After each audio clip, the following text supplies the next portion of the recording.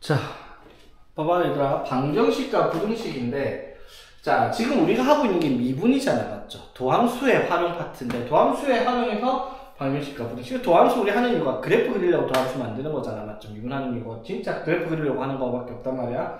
그런데 방정식과 부등식의 활용이다라고 얘기를 하면, 자, 여기서 나오는 방정식과 부등식의 활용이 단순하게 생각하면 방정식의 해를 구하시오, 부등식의 해를 구하시오라고 생각할 수 있는데, 그런 문제가 나오는 게 아니야, 이 단어는. 왜? 방정식이 해구하는 거 이미 우리 고1 때 수학 상할 때 방정식 3차 방정식 4차 방정식 푸는 거 배웠잖아. 조수제법 해가지고 근 찾는 거 맞죠?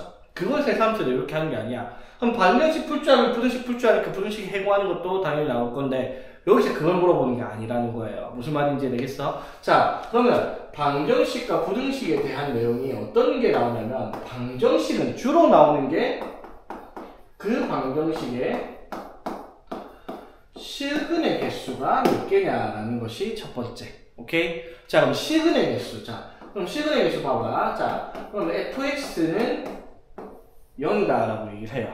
그쵸? 자, 그럼 봐봐. fx는 0이다라고 얘기를 했을 때 실근의 개수를 어떻게 확인해? 얘들아, 실근의 개수는. fx의 그래프를 그려놓고 3차면은, 맞죠? x축과 교점을 찾아서 나오는 x절편이 실근의 개수잖아, 맞죠? 맞지? 자, 그래서 fx는 얘가 3차라고 하면은 fx는 0에 대해서 우리가 그 수학생 할 때 여러분 잘 이해는 안 되겠지만 3차 방정식 무조건 실근이 하나 있어요 라고 얘기를 해서 조수제법으로 그것부터 찾아요 라고 했던 이유가 이것 때문이죠. 왜? 3차원수 그래프는 어떻게 그리든지 간에 x축과 교점이 최소한 하나는 나온단 말이야. 그러니까 실근이 무조건 한 개는 있었다라는 거지. 이해되겠어? 자, 그러면 실근의 개수가 몇 개이냐라고 물어보면 우리가 2차 방정식 때는 어떻게 했어요? 실근의 개수가 판별식 0보다 크다, 작다, 판별식 0과 같다 이런 걸 통해서 근의 공식을 그 판별식을 통해서 실근의 개수를 세웠단 말이야. 근데 3차 방정식은 근의 공식이 있냐라고 물어보면 있긴 있어요. 일반인들이 평생 볼 일 없는 그런 근의 공식이 있는데 그것들은 여러분들이 하는 건 아니죠. 대학 가서 수학 전공하는 사람들은 볼까. 자, 그러면 우리가 찾아내는 실근의 개수를 뭐를 이용해서 그래프 형태를 보고 x축과 교점이 몇 개인지를 볼 거란 말이야, 맞죠? 자, 그럼 봐봐. 이렇게 되면 서로 다른 세 실근을 가질 거야, 맞죠? 그러면 어떤 형태가 또 있어요?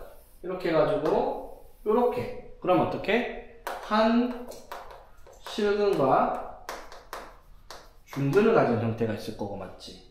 자, 이렇게 돼 있으면 어떻게? 한 실근과 두 허근. 3차 방정식의 근의 종류는 이렇게 세 종류밖에 없단 말이야, 맞죠?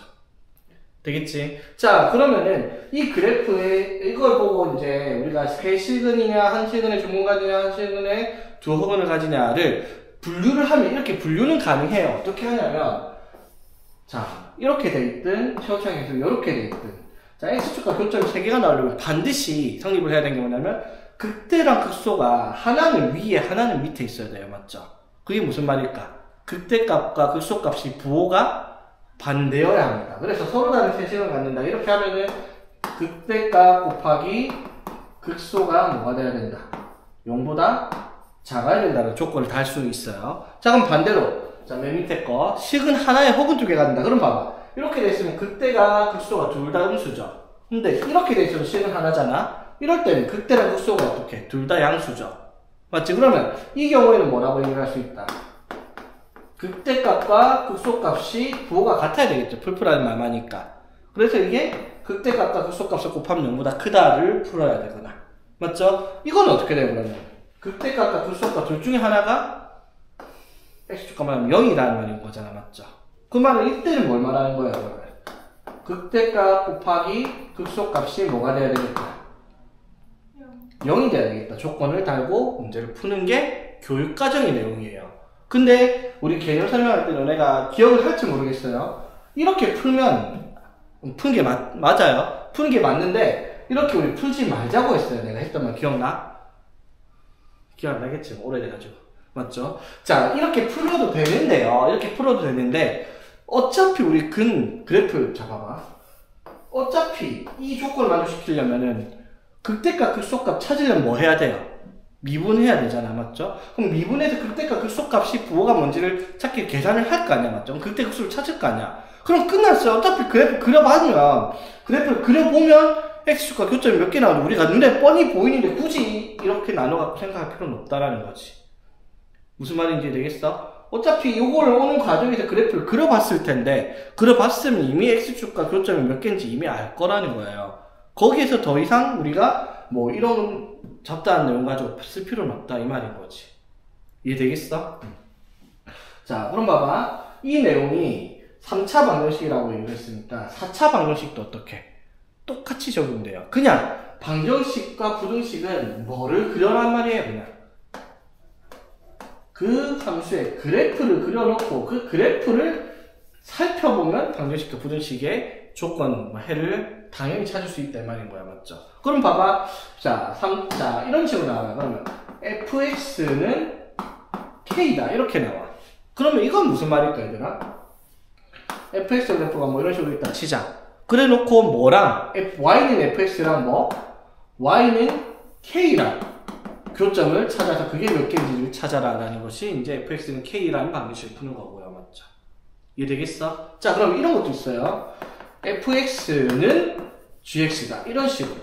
자, 이게 뭘 말하는 걸까 얘들아? 그러면 이게 y는 fx랑 y는 gx의 연립방정식이 이렇게 나오잖아. 맞죠? 그 말은 무슨 말? fx랑 gx의 그래프 두 개를 그려가지고 두 개의 그래프가 교점이 이렇게 나오죠. 이걸 찾는 건데, 근데 상식적으로 봐봐. 예를 들어 얘가 3차야 그럼 얘가 2차야 아니면 얘가 4차야 얘가 3차야 2차야 뭐든지 간에 어차피 근 찾으려면 우리 그래프 그리려면 이거 뭐 해요? 풀려요.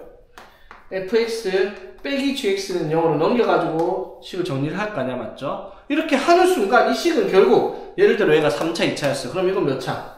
3차. 얘가 4차 3차였으면 얘가 4차. 뭐 예를 들어 얘가 2차 2차였으면 뭐 1차일 수도 있고 뭐 상수 뭐 1차일 수도 있고 상수할 수도 있고 뭐 그거는 모르죠. 2차 2차면 2차일 수도 있고. 맞지? 어쨌든지 간에 이렇게 만들고 나면 이게 그래프가 하나로 만들 수 있는 식이 되잖아. 맞죠? 그래프 두 개를 그려갖고 교점을 찾을 게 아니라 이걸 풀기 위해서 이항시킨 이 식을 그래프를 그려라 이 말인 거지. fx 빼기 gx라는 그래프의 식을 만들라 이 말인 거지. 이해되겠어? 그럼 결국 똑같아요. 그러면은 fx 빼기 gx는 0의 시근이 몇 개인지 찾기 위해서 그래프를 그려볼 거란 말이야. 맞죠? 그래서 또는 여기에 뭐는 k 남겨가지고 그럼 y는 k랑 이 그래프랑 교점이 몇 개냐에 따라서 시근이 몇 개이냐 이런 식으로 지정하는 문제들이 등장을 하겠다 이 말인 거지. 그래서 방정식에서의 활용은 이 시근의 개수에 대한 문제들이다 라고 얘기를 하면 편하겠다라는 거지. 오케이? 자, 그러면 두 번째 부등식. 자, 부등식도 마찬가지야. 부등식을 풀라고 얘기를 안 해요. 부등식을 풀라고 안 하고 부등식은 이런 문제가 나옵니다. 뭐냐면 항상 성립하는 조건. 부등식에서 항상 성립한다. 이게 무슨 뜻이야? 절대 부등식이잖아요. 맞죠? 절대 부등식이 되는 조건이라는 그런 말은 중요한 건 아니고요. 부등식이 항상 성립할 조건에 대한 문제예요. 부등식이 해를 구하라는 게 아니라. 자, 그러니까 예를 들면 이런 거야. 자, 예를 들어 fx가 뭔 식인데 이게 뭐 2보다 크다가 항상 성립할 수 있을 조건을 찾아라 이 말인 거예요. 이해되겠어? 자, 그럼 봐봐. 자, 그러면 이렇게 생각을 하면 되게 단순해요. fx가 k보다 크다가 항상 성립을 해야 돼. 근데 이게 fx가 만약에 3차면 이게 성립을 할 수가 없어요. 만약에 fx가 3차면 이렇게 생겼잖아. 그럼 3차함수는 절대로 뭐보다 크다만 나올 수가 없어요. 무조건 그것보다 작은 게 생기죠. 그래프 자체가 마이너스 먼데랑 플러스 먼데로 올라가고 내려가니까. 그러니까 3차인 경우는 그러면 x가 어떻게? 어디서부터 어디까지 자르면 이런 식으로 될 거냐. 맞죠? 이런 식으로 잘라놓고 얘가 항상 k보다 커야 된다. 이런 식의 조건을 달아라 이 말인 거야. 맞죠? 맞지? 자, 그러면 이게 뭘 의미하는 거냐면요. fx의 그래프가 예를 들어 뭐 이런 식으로 있다 칩시다. 내 마음대로 이 그래프가 k보다 항상 커야 돼. 그러면 뭐만 보면 될까? 이 fx의 그 범위 내에서 최소값만 보면 돼요. 최소값만 뭐만 k보다 크면 나머지 싹 다 클 거 아니야. 맞죠? 그러니까 이 부등식 문제는 결국 또 무슨 말이에요? fx의 최대 최소를 찾는 문제다 이 말인 거지. 무슨 말인지 되겠어? 마찬가지야. fx가 k보다 작거나 같다 이랬어. 그 말은 무슨 말? 이 fx의 뭐를 최대값을 찾아서 최대값이 어떻게? k보다 작거나 같아야 되겠다. 이런 식으로 범위를 설정하라는 문제가 된다 이 말인 거지. 무슨 말인지 되겠어? 그래서 방정식과 부등식에 대한 활용은 이게 다예요.